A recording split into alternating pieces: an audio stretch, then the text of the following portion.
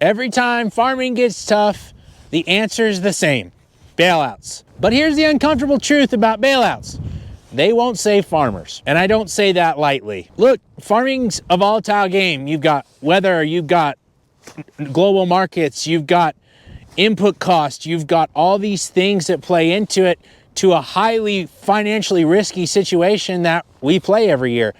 But we do that so that there is food on the table for people all over the world. Bailouts aren't evil. They're there to help farmers when they need it. But it's a short-term solution to a long-term problem. Look, guys, we know how financially troubling and how much of a struggle it is to farm. It's so expensive, and we've seen our margins literally be the same as they are 50 years ago. We've got higher input cost, higher equipment cost, higher land cost, higher taxes. Literally everything that is a cost to a farm is more expensive all the time. And then you add in the fact that crop prices have not matched that for one reason or another, and it makes it really, really hard to carve out a living farming, to carve out a living in agriculture. If you are the one actually putting the stuff in the dirt, this is, man, one of the hardest jobs in the world. And where bailouts come in, a check doesn't lower your input cost. If anything, it could raise it, because it's been common practice that whenever farmers get a bailout, the companies that provide the inputs raise their costs.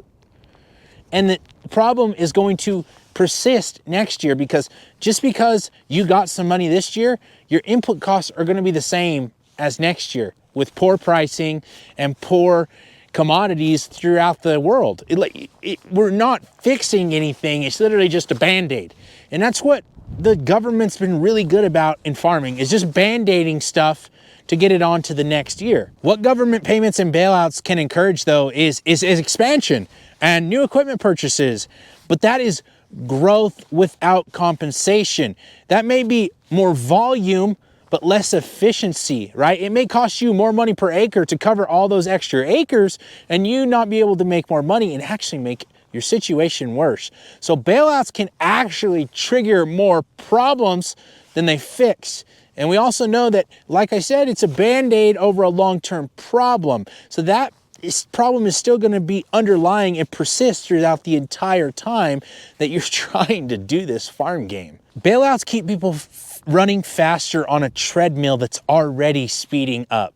So you're just going to keep going until you can't go no more. So if bailouts don't work, what actually does? Well, could be an argument made for cost control, saying, hey, look, you input guys have made more and more money every year. The government could come in and say, hey, you can't do that anymore. You can't keep charging the farmers so much stinking money, because in the end of the day, it's not doing any good for anybody. But as a farmer myself, that kind of goes against what we believe in a free market economy. The way that a farmer can control their own destiny is by things like water efficiency, soil health, regenerative practices, using different ways so that we can lower our input costs, learning more about your soil instead of listening to the man at the co-op, because they have you on a treadmill just like the whole system does. You got to step out of the box a little bit, think on this side, think on that side, maybe that side and that side, and get off of everyone's treadmills. Figure out a way to carve out a profit in a different manner. Figure out how to cut those inputs, how to cut those things out that you don't need, because there is a lot of products that people are sold that are pointless and are not doing the job that you think they're going to do.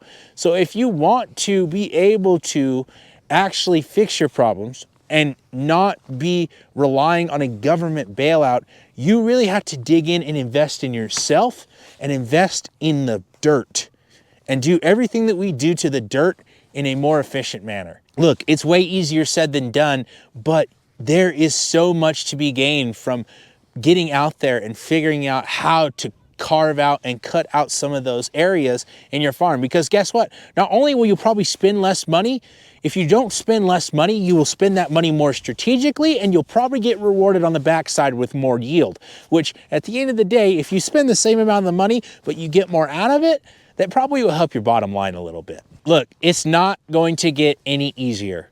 Farming, the volatility is going to get worse. The world markets are going to get worse. Commodity prices aren't going to greatly improve.